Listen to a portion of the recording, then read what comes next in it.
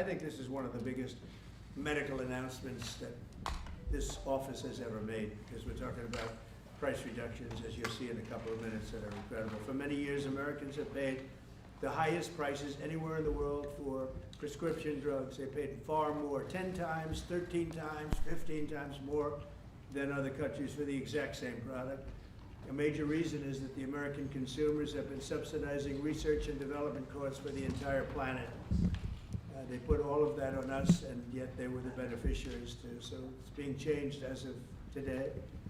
The United States at just 4% of the world's population and consumers, only 13% of all prescription drugs, yet pharmaceutical companies make 75% of their profits from the United States. So think of that. We have 4% of the market, 13% of prescription drugs, and yet, Albert, I didn't know you were that violent. I'm surprised you're agreeing to this. I'm getting better. No, he's doing the right thing. Thank you.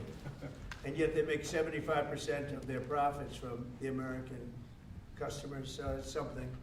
That's why I signed an executive order combating this practice, and we signed it very happily a little while ago. Today, Pfizer is committing, as will other drug companies as we go through the weeks, but Pfizer is truly one of the biggest in the world and one of the greatest in the world.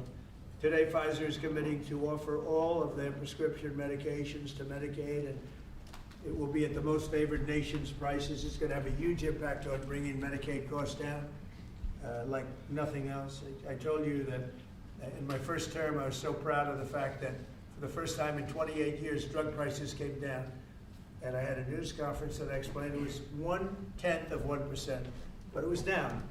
And here we're talking about, in one case, over 1,000%.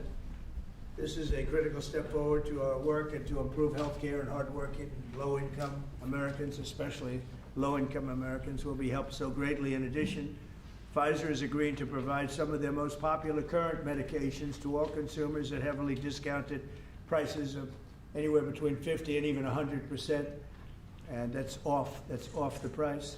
And in some cases, even more than that. These drugs will be available for direct purchase online at a website operated by the federal government. We're also announcing that moving forward, all new medications introduced by Pfizer to the American market will be sold at the reduced most favored nation costs. So we'll be paying essentially what other countries are paying, who have been much lower for many, many years. Furthermore, Pfizer will invest $70 billion to reshore domestic manufacturing facilities. In other words, they're going to bring a lot of their facilities to make their drugs and make what they make, their product. They're going to make it in the United States. I appreciate that $70 billion investment, and fund research and development right here in America.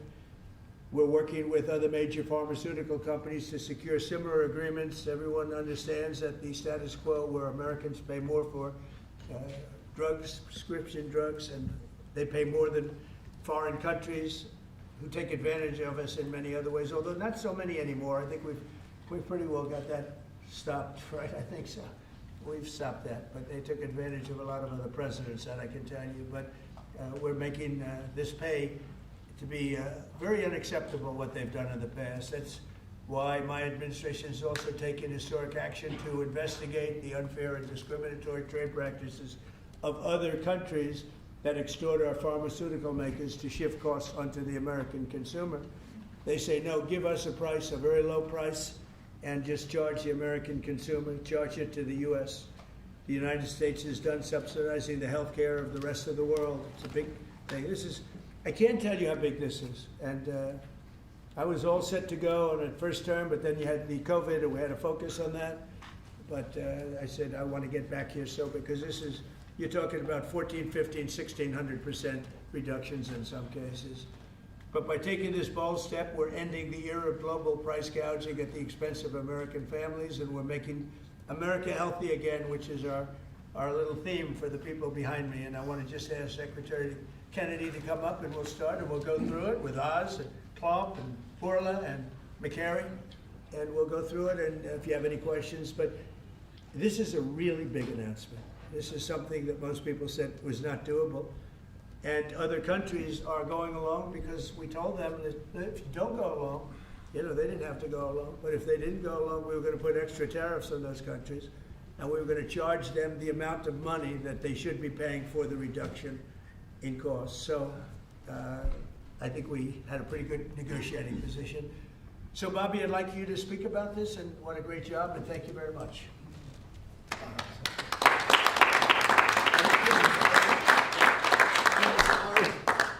By thanking a couple of people who aren't up here, Theo Merkel, Dr. Heidi Overton, who played key roles in this negotiation help make this happen.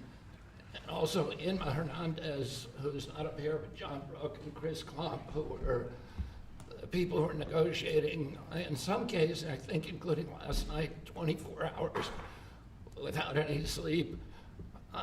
This would not have happened without President Trump's leadership. I told my son last night, we're all under secrecy about this, but I told my son late last night, a 27-year-old son, Connor, who's a very liberal Democrat, I told him this was happening, and he just paused for a minute and he said, "Thank you, Dad, I'm so proud of you." Because this is something Democrats have wanted for 20 years, Republicans have wanted for 20 years. Everybody said they're going to do it. Nobody has even taken a step towards doing it. And the reason was because it was such a daunting task. And, even all of the negotiators who say, I also want to thank Howard Lutnick. This would not have happened without him. But even all of the negotiators here and all the people on at HHS and at the White House team, all we could see was all the reasons that this couldn't happen. Everybody had tried. Nobody could make it happen. And it was President Trump alone who, with his doggedness, his persistence, he saw this clearly in a way that none of us other, in its most simplest terms. Why are we spending more on this country than any other country? Why are we spending 75% of the revenues that come to the pharmaceutical industry? We're doing all the research, and everybody else is riding on our slipstream. And President Trump, I would say, harangued and harassed us to make this happen. I was getting calls at 11:30, 12 o'clock at night. "Oh, are you asleep? And you got to get MFN done." And at one point, Dr. Oz told me, "I can't take the president's calls anymore." I have a lot of reasons, my wife has a lot of reasons to say to me about different things that happen in my life. Doesn't that give you anxiety? And I say, I don't get anxiety. This gave me anxiety. Oh, thank you, President Trump. It would not have happened without your leadership. This is real leadership. It's a president who has a vision and makes that vision happen. And I can't think of any other president of the United States who could have done this in our history. I'm very grateful to you. This is an extraordinary benefit. The American people, thank you for your vision, President Trump, your bold action, your unwavering commitment to health and well-being of the American people. Never has a president stood up so bravely for the American people with respect to health care. And I, by the way, I forgot to thank Albert Berlin. Albert and I have had a long history of antipathy and antagonism toward each other. But I have to say his leadership in this took tremendous courage. And he really created a template for corporate responsibility for putting public health ahead of his individual interests. So I'm very, very grateful to you for that, Albert. Under the leadership of President Trump, the U.S. government is now acting as a tough negotiator on behalf of the American people. Today is about fairness, it's about equality, it's about giving hope to those who are trying to stay healthy, who are managing illness and who are fighting for their lives. We refuse to make the most vulnerable citizens continue to pay an unthinkable price for the world's pharmaceutical breakthroughs, which we pay for. This policy is a shield for the chronically ill who have carried the burden of high drug costs for far too long. It's a signal to every American family that we're finally putting their health and financial security first. And it sets a new standard, one that says we won't write blank checks to the drug industry any longer. No family should ever be forced to choose between filling a prescription and putting food on the table. Americans should not be gouged paying 300 or 400 or 1,000% more than people in other countries for the exact same drug, many times manufactured in the same factory in New Jersey and sold in Great Britain for 1/10 the price that it's being sold for here. This week, and I was with some friends up in Martha's Vineyard, and an old friend, one of my oldest friends, his wife and daughter have a chronic disease. And that chronic disease last year cost $150,000 to treat. And the mother had to choose whether she was going to take that money and spend it on her or her daughter. And she spent it on her daughter. So she had to make that choice. It's a choice that no mother should have to make. We did a roundtable recently on drug prices. One patient spent more than $180,000 on one drug. One cashed in all of her savings and worked 3 jobs to make ends meet. One almost quit her job and moved to Germany to get the drug cheaper. Some looked at getting the drug on unsafe secondary markets because they could not afford it through the legitimate markets. Today, we begin to right that ship. For the mother trying to help her child get better, for a grandmother at the pharmacy counter, and for millions of Americans who want to restore their health. Today is about another promise made by President Trump and another promise kept by President Trump to the American people. And it's only just the beginning. This is all thanks to your unwavering leadership, Mr. President. Thank you. Thank you very much.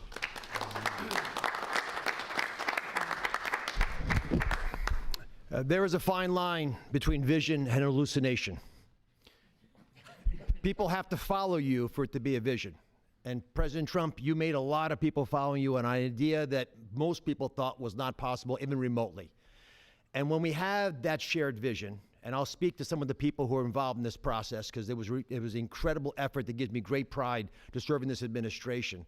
And the fact that it did not leak is also an issue of pride for us because these were tough challenges. And Albert Bourla looks very calm up here and cat-like, but he is ferocious when you get him in a negotiating room. This is true for all the pharmaceutical companies that we are negotiating with. And Secretary Kennedy, my son Oliver, who I told about this deal as I was walking over here, is a Republican. And you know what he said? Thank you for making us proud. Because it's not just a Democratic problem, it's a Republican problem. This has not happened before. And it took a crusader like President Trump, with the support of Secretary Kennedy, Secretary Lutnick, I see the vice presidents here as well, just unwavering, dogged pursuit of change.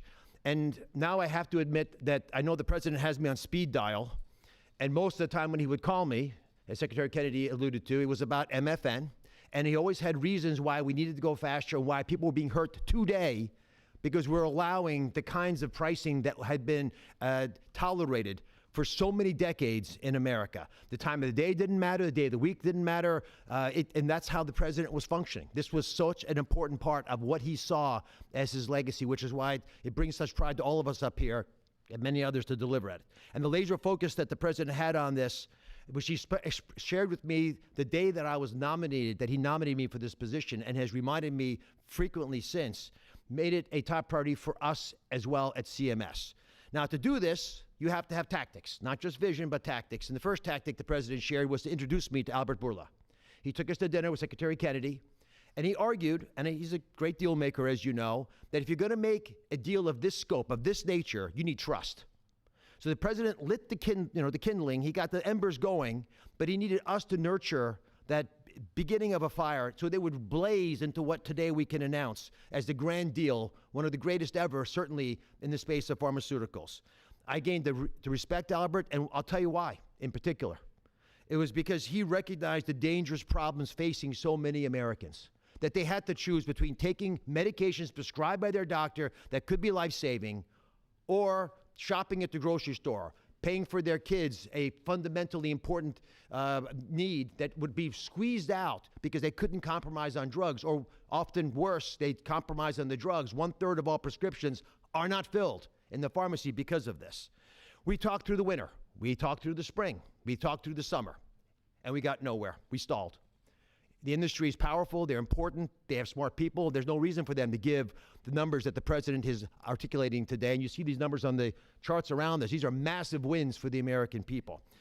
But the president in July demanded, after the executive order, that manufacturers make a firm commitment and to lower prices or else. And it sent shockwaves through the industry. It got the ball rolling again. Our talks with Albert heated up, but it wasn't until last week, if you want an inside story, it wasn't until last week that we made a major breakthrough. And our hardworking team embarked on a remarkable story that I think books will be written about, 24/7, nonstop, with industry, with Albert, with his great team at Pfizer.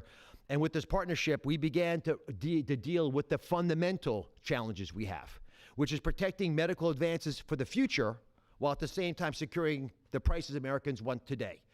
We're going to continue to stimulate and strengthen innovation. That's what a great country does, and we are a great country with a great leader. We're going to protect the U.S. hegemony in R&D. We dominate the planet in discovering cures for illnesses. All those orphan ailments, all those remarkable advances, they come from research labs here with companies like Pfizer and other great ones in the pharmaceutical space. We're going to lead in the life sciences. We're going to lead in ideas. And we're going to make sure that we do all that while we're being fair to the American people, especially our most vulnerable. We're going to finally deliver on the fair drug prices that President Trump has been speaking about for 2 terms. We're going to celebrate this historic day, I predict, this historic day in the medical field for generations to come.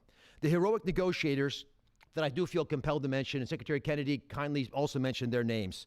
Some of them can't be in here because they're busy negotiating future Ds. Inma Hernandez-Delso, John Brooks, who's a deputy administrator of mine, Theo Merkel, who is in the back and tall and hard to miss with DPC, and Corey Enslin with the same group, did a spectacular job, and Don Dempsey at OMB. Just wonderful human beings, worked tirelessly to get this done. We were able to secure this first MFN deal, and the president touched on this, but we have much more to come. You'll be hearing breaking news from the president for the rest of the fall. And Mr. President, these brilliant minds are here because of you. Now, I don't want to just pay homage to this. I want to actually speak this a little bit. The passion to protect the American people brings top-tier Americans into the government. We've created a powerful administration with the president's leadership, an administration of winners, of people who get things done. They see the generational opportunity to fix the biggest problems our nation faces. And the person who led this negotiation, Chris Klump, embodies this seal. Now, Chris Klump came to visit Secretary Kennedy and I the very first day we were looking for staff to try to bring in the government. And neither of us really had an idea of how challenging this might be. And he came to the interview, and we knew that he had built a business that was worth several $100 million. And the secretary, very poker-faced as he tends to be, looked at him and said, "Are you willing to give it all up and move your family to Washington?" A young family, 4 young children, beautiful wife. "Are you willing to come across the country and serve our nation, serve this president to ensure vital programs like Medicare, which he runs, will keep our seniors healthy for years to come?" He gave it all up, like so many have in this administration, passionate to follow the president's lead and serve under Secretary Kennedy. And for those of you at home who are watching, and I hope there are quite a few, I think this shows just how cool a place it is to work, is in this government. And I take great pride in handing the ball to Chris. Chris, tell the American people what they have won thanks to your passionate ability to deliver on President Trump's promise. Thanks very much.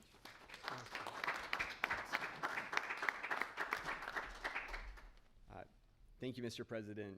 You have enabled something that as recently as last night, nearly everyone has said was impossible. And Secretary Kennedy and Administrator Oz, thank you for having trust in us as a negotiating team to drive this forward on behalf of the American people. It is an absolute honor and privilege. And Mr. Borla, to you and to the team at Pfizer, you have taken a step that I think few appreciate, requires a level of courage to change something that for decades administrations have tried. And there was no incentive rationally for you to do, and yet you've done it because you recognize the opportunity to align your economic interest with the social interest of the American people, and we are grateful. Today is historic, as has been discussed. This is a major win in the battle for affordable health care and affordable drugs. As the president said, on average, we pay nearly 3 times what the rest of the wealthy world pays for branded pharmaceuticals. And yet we drive more than 50% of global R&D, 50% of revenues, nearly 70% of profits. It's unjust, it's morally unjust. And when this happens, we stifle innovation and we limit access for the most vulnerable people across the planet and in America who need these medications. And so the president directed us to make deals. That's what he does, and it's what we do. And all great deals, and this is a great deal, are rooted in principles. And this deal was rooted in the principle of fairness. Now, the president could have directed us to go to the poorest country on the planet and find the cheapest price for every single drug and bring that back to the United States and use the might of the government to insist that that's the price we pay. And that might have worked, actually, for just a little bit. But very quickly, it would have utterly destroyed innovation in pharmaceuticals. It would have destroyed American primacy in building life-saving medications. There are nearly 20,000 known diseases on the planet. We have treatments or cures for far fewer than 10% of them. So that would have been a bad strategy, and it would have limited access to those who need those medications the most. But he didn't call for that. He didn't call for 50% lower than the lowest price on the planet. What he called for was fairness. And that's a powerful principle, because we all grow up wanting to be on the right side of fair. And it allowed us to do what has not been done before, which is to call on manufacturers and ask them to be fair, and allows us to go to countries and ask them to pay their fair share in the battle against global disease. And that is the unlock for this great deal. Now, it's my privilege to talk just for a few minutes about the details of the deal. First, let's start with the definition of MFN. What do we mean by that? This is not made-up list prices that have often been quoted in prior administrations, stuffed with fees and rebates. We're talking about we start at net prices, after fees, after rebates, the prices people actually pay here, the prices people actually pay in other wealthy countries. We then index to a basket of countries, wealthy countries, across the world. And we go drug by drug, and we look for the lowest price, and that becomes the starting point for what an MFN price is in the United States. And then we've built this principles of fairness on 5 key pillars, as we've talked about. Number 1, as has been discussed, direct access for patients at Trump RX, which is a site soon to be launched, available often at full MFN and always at lower prices than currently available. This is bypassing middlemen. It increases transparency. In many instances, prices are 80% lower than they are today. No more Canadian detours to purchase drugs more inexpensively at our neighbor. You do it from home, you do it a click. This is American ingenuity outsmarting the system. Number 2, the president was very clear to us and directed us to ensure that we secured the lowest prices for the most vulnerable Americans, those who are served by Medicaid. So we focused there first. So Pfizer will be putting virtually all of its portfolio of drugs at MFN prices available to Medicaid in the near future. This safeguards the program. This ensures that this program lives as a lifeline without undue burden on the taxpayer for those who need it most, for our vulnerable Americans whom we are charged morally to care for. The third principle is about future-proofing fairness. This is the idea that Pfizer has committed, as are other manufacturers, that they will not launch a new drug for commercial, Medicare, Medicaid, or cash pay markets at a price that is higher than the other wealthy world. Now, they are free to price their drugs wherever they want. These are not price caps. These are not price controls. They can price however they'd like. We're simply asking them, and they are committing not to undercut us in other countries. This is an essential principle. This allows us to retrain other countries to appropriately value innovation for their citizens, to appropriately understand what fair share means, to contribute global R&D. This allows us not to compromise access for those who need it most.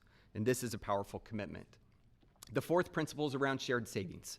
As our commerce colleagues and as our U.S. trade representative colleagues succeed in encouraging other countries to pay more for existing medications, a portion of that will go to fund additional R&D. And a portion of that will repatriate back to the United States to offset prices, lower prices further for Americans on those existing drugs. And the fifth principle, as discussed, with hats off to Secretary Lutnick and Ambassador Jameson Greer from U.S. Trade, is about Pfizer committing to onshore 100% of the value of all imports that it currently imports to the United States, thus ensuring that we seal our great American resurgence.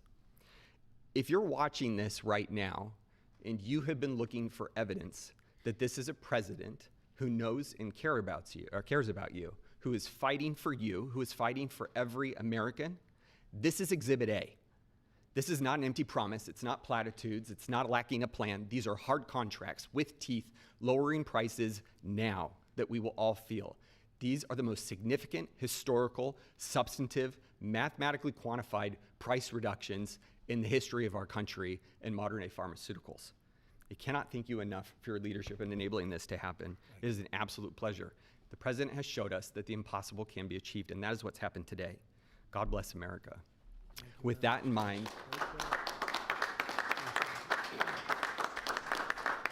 it is my absolute pleasure to introduce Albert Bourla, CEO of Pfizer.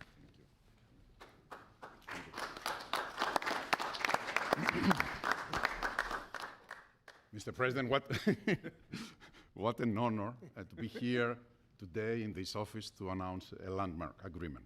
I think it's an historic day. Is this the coolest office? He has a beautiful office, but the Oval is the coolest, right? What do you think? I think by far. And I have seen other presidents' offices. There's nothing like that. Yeah, it's good office. Yeah. So it's an historic day because I think today we are turning the tide and we are reversing an unfair situation. For years, other rich nations refused to pay the fair share for the medical innovation. And as a result, Americans had to assume disproportional cost on their shoulders. This situation, we all knew, is not sustainable. This situation is a situation that many wanted to change, but no one could. This is changing today with this agreement. In July, the President sent to me and other heads of pharmaceutical companies a letter. And over there, he articulated 4 specific requests. These requests, it was obvious to us, were designed to lower drug cost in the America in different ways, each one of them. And altogether, holistically, to have synergistic effect in the impact that that will have in the US healthcare cost and patients. With this deal that we signed today, we satisfied all 4 of President's requests, all 4. The big winner of this deal clearly will be the American patient. There is no doubt about it. They are the ones that will see significant impact in their ability to buy medicines. But I would argue that it is not the only winner. I think who else is a winner here? It is American innovation and American economy. In our industry, we had 2 major overhangs that have substantially reduced our valuations and create concerns for us in our ability to invest. We are addressing both of them right now, and I will speak about them. The first one was the uncertainty of tariffs. Because President is absolutely right. Tariffs is the most powerful tool to motivate behaviors, Mr. President, and clearly motivated ours, right? So by this agreement that we did, we commit to onshore the production of our medicines that are consumed in the US and are made outside the US. And for that, we are ready to unleash our investment portfolio in this country. And the President graciously gave us a 3-year grace period that we will not be subject to the 232 tariffs, as long as, of course, we move the products here. That's one. The second overhang in our industry was this uncertainty. What will happen with the framework of pricing in the country? Because this uncertainty, it was what was holding people from investing in the pharmaceutical industry, which resulted in significant reduction of our multiples. Actually, our multiples are at historical low. Well, now we have clarity about what is the framework for the US pricing. Read the letter of President Trump, read the 4 points, and this is the framework. And we will abide to that, and going forward, this is how things will be priced in the US and abroad. We are ready to invest, as the President also mentioned, $70 billion in the next few years from Pfizer in manufacturing and research in America alone. I really think this is an historical moment because also I can put that behind us and focus on the things that I want to spend my time, cancer treatments, to bring better obesity medicines, to bring better vaccines, to bring things that people value. And thank you for allowing us to do that. I want to thank Secretary Kennedy. I want to thank Secretary Latnik. Your leadership helped us to pull that together. you were the mastermind of everything, and without the brilliant way that you designed the whole thing, we wouldn't be able to make it happen. But you were even more brilliant because you had someone in your team that he was the driving force behind everything. And I don't have words to thank you for your integrity. And it is what you have said. We created trust from day one. And that was the most important thing that allowed us to be able to pull very difficult negotiations. Of course, also I want to thank the US trade representative, who is also heavily engaged, and he's probably the first trade representative that I have seen that cares about our industry and cares to do something about unfair situations out there, but more than anyone else. Mr. President, I want to thank you, for your leadership and, frankly, for your friendship. Thank you. Albert, thank you very much. Great job. Great job. Thank you, Mr. President. The growth of drug spending, that is, the increase in drug pricing, is the fastest and biggest increasing area of healthcare spending. So today's announcement has incredible implications for healthcare spending in the United States. And today marks the beginning of the end of the Great American ripoff. And it also marks the beginning and the end of a great American tragedy, something I've seen as a physician at the bedside. Patients getting spun up into a financial rage, doing GoFundMe campaigns online, sending repeat reminders, asking people to donate, getting their churches to pass the offering plate from pew to pew, Sunday after Sunday, to try to get enough money to pay for a drug in the United States, a drug that's 5 or 10 times more expensive than the same drug in France or Germany or the UK. People get spun up, and it's a tragedy. Having cancer is hard enough. Getting spun up into a financial rage in order to try to get the money to pay for treatment makes it so much harder. 37% of people who go through cancer care say in the end that the financial toxicity makes them want to avoid or delay care in the future. That is, they're done with it. They're done with the system. That's how toxic financial toxicity can be. And for what? For what? So the U.S. can finance the R&D of the world? Well, that ends today, thanks to President Trump. So we want to see R&D. We want to see American pharmaceutical companies thrive. We want to see pharmaceutical companies that do business and manufacture in the United States thrive. At the FDA, we're doing our part. If you're going to equalize your price to that of other wealthy countries, we're not talking about Zimbabwe. We're talking about Germany, France, UK, Japan, other wealthy countries, the OECD countries. If you equalize your price, then we're going to put your future applications at the front of the line. A voucher to get a review in weeks has a market street value of about $500 million, because every day is money when it comes to getting a drug approved. And so if you meet one of the president's national priorities stated very clearly, moving manufacturing to the United States, meeting a large unmet public health need, or equalizing your prices. We're the largest purchasers of drugs. We deserve the best prices. And so we're going to do our part. And if a generic company makes their drug in the United States, that application is going to move to the front of the line as well. And if you're going to build a plant in the United States, our FDA inspectors will walk through that plant during the construction phase, something never done before, so that it's ready on day one. So thank you, Mr. President, for your leadership. They said it couldn't be done, and here we are. Thank you. Chris, you may want to go up and just show one of the boards about how quickly the prices come down. And these are small examples. We're going to have it over 1,000% in some cases. You'll see that during the week. But we just picked out 4 at random, and you see the kind of numbers. Bobby and maybe Albert, good. We picked 4 examples, but I want to be totally clear. These are not the only 4 examples. And as the president mentioned, this is not the only agreement. It is the first. It's a historic agreement. There are many to come, and we're excited to talk about them. And that means hundreds and hundreds of drugs. We are not exaggerating when we talk about reductions of up to 80%. We give you 4 examples here, one for dermatitis.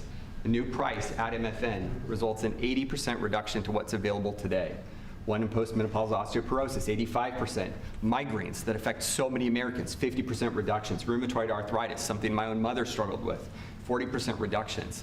This is about access. This is about ensuring Americans have access to life-saving medications. These are real prices. These are net prices. They're not made up. They're not funny numbers. Thank you very much, sir. Great job you've done. Everybody here has been incredible. We've been standing here talking about the Make America Healthy Again a lot lately, and I think our meeting the other day was excellent on a thing called Tylenol. That was a very important meeting. I think that was a very important meeting. And this, in terms of pricing, it's going to be great for Medicare, Medicaid, Social Security. It's going to be great for everything because your medicine costs are coming way down. We have some examples that I think we'll be able to show you next week of over 1,000% in some cases, where a pill that cost $10 in London was costing $130 in New York and various other places within the United States. And the same thing with Canada. People would go to Canada, they'd go to Mexico, they'd go to other places to buy drugs. They don't have to do that anymore. So we have favored nations. So that's what we have. And it's one of the biggest days I think anybody will ever have. We're talking about massive numbers, and the numbers are going to get even better with a little time. And I will say, Albert, I think that the drug companies are going to be the same. You're going to, you know, the world, we're really competing against the world, so they have more people. So we'll come down a lot, and the world's going to go up a little bit. And the end result is you're going to, I think, do the same business pretty much. Maybe you'll figure a way to do more business, I think, knowing you. But I think the drug companies, we're going to come down a lot, the U.S. The U.S. will come down a lot. But the world, many more people, is going to go up a little bit. And it equalized, and it's a great tribute. And I want to thank everybody up here. J.D., thank you for all of your help, too. And Howard, great, really great job. Thank you all very much.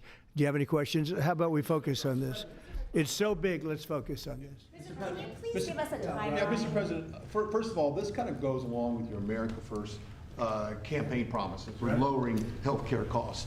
On a day that it seems like we're going into a government shutdown led by Democrats on the premise of providing health benefits to illegals, this seems to, your move here is a stark contrast to that. Could the same principles that you did today apply to health insurance, to maybe lower the cost of health insurance? Many Americans are kind of struggling with that. We're working on just that, little different group, but we're working on just that. It could, I don't know to this extent. You know, we have a pill, one pill in particular we're going to show you next week. It sells for $10 in other countries and $137 in the U.S. And that's coming down now to probably $15 or $18. They'll go up to 18. I think that's pretty much right, Albert. It's not you, but they'll go up to 18, and we'll come down from 135 or whatever down to 18. I mean, that's a massive number. Remember, I was the one that held a news conference because I lowered drug prices by 1/4%. I think it was 1/8 of 1%, but it was the only one in 28 years that brought drug prices down for the year. But it was a very small number. Now we're talking about, you're going to see one over 1,000%. Look at these numbers. So, and this has a big impact, even on the discussion that we'll have with Chuck Schumer, who was here yesterday, along with a very nice gentleman who I didn't really know. You know who I'm talking about. The two of them came, and we had a good discussion, and we're going to see what happens. We're going to see what happens. But this has a huge impact on that because these numbers are going to bring Medicaid. We talk about Obamacare. Obamacare is a failure. Obamacare is not good. It's there, but relative to other health care programs, it's in the lower 20%. It's not good. And I asked the Democrat representatives, what do you think about coming up with a better health care? This actually allows you to do that because the cost of prescription medicine is a big, I guess, a very big, more than 50% the cost of what we're talking about. So we might be able to do something like that. This is one of the biggest news conference from a medical standpoint that I think has ever been had by any administration. Yeah, please. Thank you. I'm curious, where are the other companies other than Pfizer? Are you expecting them to come on later? They're all with us. And I was honored to have Albert be the first. He's done a fantastic job with, as you know, with the COVID. He did a fantastic job with a lot of things. He's a leader, and Pfizer is right at the top. You know, it's there. Eli Lilly has been fantastic also, your friend, my friend. And they're all coming in over the next week. We're making deals with all of them. And I said, if we don't make a deal, then we're going to tariff them an extra 5, 6, 7, 8%, whatever the difference is, and we'll take it that way. So we took away the advantage by the fact that we have tariffs. We took away the advantage that they would have of just saying no, and we couldn't do anything about it. If they do that, what we do is we'd put a tariff on them of an equivalent amount, and we take it that way. And nobody wants to play that game. So they're going to be, they're all going to be good. We didn't have to mention that to Albert. Well, maybe I whispered it to him very slightly, you know. We had to give ourselves a little bit of an advantage. But no, but the tariffs played a big role because they know that's what's going to happen. President Trump. You mentioned the tariff, the exemption of the 232s, but can you share a timeline for when we can expect the results of that 232 investigation? Let Howard answer that question, please. Sure. So while we're negotiating with these companies, we're going to let them play out and finish these negotiations because they are the most important thing to the American people. So we are standing by, helping, and working with them. But the driver of the 232 outcomes is our HHS team because, I mean, look what they've accomplished today. So we are on their side helping them, but that is the model that's going to drive. And you have to understand, Albert's spending $70 billion that he wouldn't be spending because of the tariffs, let's say, and other reasons. I think he liked the winner of November 5th, in all fairness, but because of the tariffs. And that wouldn't happen. He's not going to pay any tariffs because when he moves here, there are no tariffs. So he won't be paying tariffs. That's the beauty of it. If you move here, there are no tariffs. And we have over $17 trillion, Albert. You believe these numbers? So Biden had less than $1 trillion for 4 years. We have over $17 trillion for essentially 8 months. Pretty amazing. When will prices come down, Mr. President? When can Immediately. America? They're going to start coming down. Drug prices? Well, they'll be starting immediately. Yeah. President, can you speak to what impact you think this reduction in drug prices will have on midterms coming up? I think it's going to have a huge. I said, if we can pull this off before midterms, I've wanted to do it from the beginning, from my first day in first term.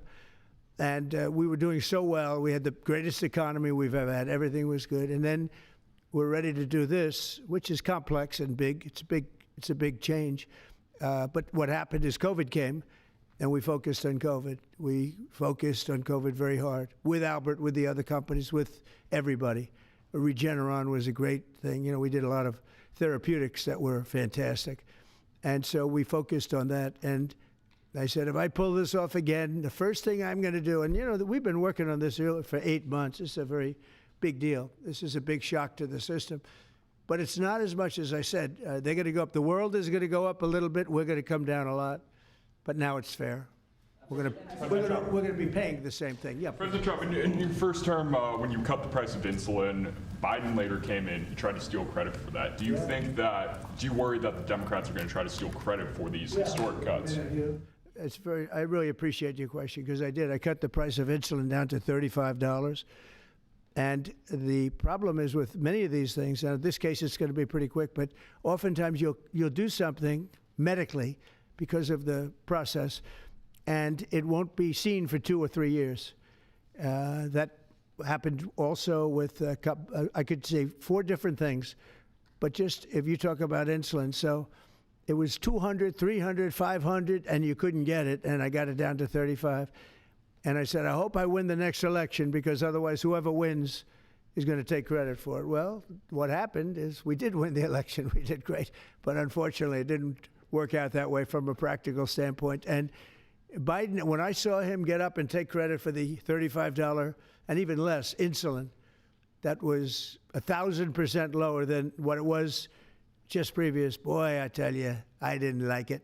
I didn't like it. So I did the best I could to let them know we did it, because we want to be given credit. But we are the ones that got insulin down to that number. And you're right, they tried to take credit for it. They had nothing to do. In fact, they didn't even know what happened. All of a sudden, the insulin price kicked in at $35. And they asked Biden about it. He had no idea what the hell they were talking about. But after they explained, and they didn't really explain to him because he was not capable really of understanding it.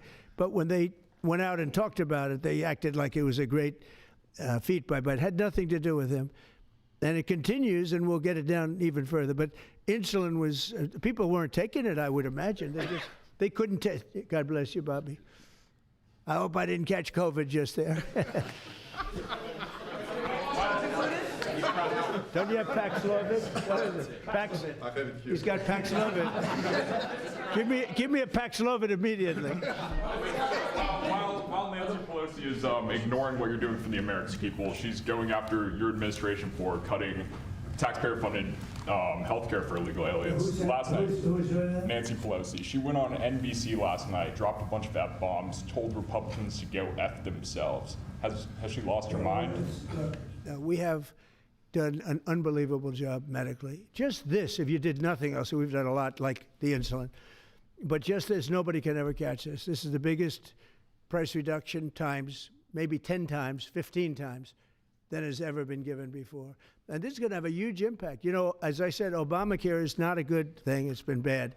And I'd like to make it better. I told them, I spoke to a lot of people, a lot of Democrats recently. I said, why don't we change it? We can make Obamacare much better. We could come up with a new system that would be much better, less expensive for the people and better. This is maybe the biggest breakthrough because, you know, when you're talking about the prescription drugs, that's a big part of it. So we're going to look. This is prescription, but we're going to be looking at that. We could come up and through this whole thing, you know, because I don't know, we'll probably have a shutdown because one of the things they want to do is they want to give incredible Medicare, the Cadillac Medicare, to illegal immigrants. And what that does is it keeps them coming into our country, and like they do in California. And no country can afford that, no country. And we have the border stopped up, we have it closed, we have nobody for 4 months, zero people came in. That wasn't me, that's by the authorities who happen to be liberally oriented. But just think of that. We have people offering health care to people all over the world that they can't afford to pay. And that's the Democrats. And what that does is it brings people into the country because they want to come in for the health care. But no country can afford it, and they can't afford it. So we cannot allow them to charge tremendous amounts of money for health care for people that aren't even citizens. And in many cases, they come in from prisons, jails, and mental institutions. And we can't let that happen. So we have a big fight over that. We have a fight over open borders. They still want open borders. We're having a fight over men and women's sports, if you believe it. You would have thought they would have learned that it's not a good issue. And we have a fight in transgender, as you know, transgender for everybody. And that, when you talk medically, that's a lot of money too. That's a lot. Those operations are bad. So those things are also being discussed right now. I mean, can you imagine we're actually talking about open borders, and we now have a great border, and we have a great country. Our country was dead 1 year ago. Now we have the hottest country anywhere in the world. Big difference. Yeah. What does it say about the state of the Democrat Party when they have a 33% favorability rating on average in recent months, and they're willing to shut down the government over health care for They are shutting it down. We're not shutting it down. We don't want it to shut down because we have the greatest period of time ever. I told you, we have $17 trillion being invested, so the last person that wants it shut down is us. Now, with that being said, we can do things during the shutdown that are irreversible, that are bad for them and irreversible by them, like cutting vast numbers of people out, cutting things that they like, cutting programs that they like. And you all know Russell Vought. He's become very popular recently because he can trim the budget to a level that you couldn't do any other way. So they're taking a risk by having a shutdown because of the shutdown, we can do things medically and other ways, including benefits. We can cut large numbers of people out. We don't want to do that, but we don't want fraud, waste, and abuse. and, you know, we're cutting that. But they want to have illegal aliens come into our country and get massive health care at the cost to everybody else, and we don't have it. And that's I would say, the number one reason that they want to strike is to get illegal immigrants health care. And, you know, Gavin Newsom wants that, too, in California, and it's destroying California. We can't have that. We're not going to let it happen. Do you have a plan for dealing with drug companies that are responding to MFN only by raising prices overseas as opposed to lowering prices in the U.S.? No, they're responding. I understand that question very well, but they're responding by lowering prices. They're helped by lowering prices. You know, there's a price at which they can't sell, and they're helped by lowering prices. In the case of Albert and in the case of Eli Lilly, the fact is our prices are coming down massively. You see, that's just a few of the basics, but they're coming down much more than that with many drugs, and over 1,000%. Think of that, over 1,000% reduction. And we'll show you that next week, because we have some of them on the board next week, where you have over 1,000% price reduction. No, what's going to happen is you're going to have the market will kick in. This way, the market kicks in. The other way, it was just basically, it was just a form of control. You were stifling the market. Yeah. At this point, is a shutdown inevitable? And how would you describe the negotiations with Democrats yesterday? Are more meetings scheduled? So nothing is inevitable, but I would say it's probably likely, because they want to give health care to illegal immigrants, which will destroy health care for everybody else in our country. And I didn't see them bend even a little bit when I said we can't do that. Okay? Can I ask a question of Dr. Oz, Administrator Oz? If there is no deal reached on the Obamacare subsidies with the Democrats, is there anything that CMS can do to lower those, or to mitigate the increases of those Obamacare subsidies? Not really, but we have time. We have time till the end of the year to make the changes I know the president is evaluating, but we should have a clean, continuing resolution, get past this budget process, as it has happened so many times, and allow the president and leadership some freedom to be able to put some good ideas in front of the legislative bodies. Mr. President, undocumented immigrants. We actually do have time for that. Not eligible for the health care subsidies that Democrats are demanding. So can you clarify, what are you talking about when you say Democrats want to protect their health care? So when an illegal person comes in, a person who came into our country illegally, therefore breaking the law, and look, we all have big hearts. I have a bigger heart than you do. They're all breaking the law, and they're coming into our country. And we just, as a country, cannot afford to take care of millions of people who have broken the law coming in. We want them to come into our country, but we want them to come in legally. Now we have a strong border, very strong border, thanks to Christie and Tom Homan and the whole group. They've done an amazing job at the border. I mean, we had a border that was reckless. We had a border that was a disaster.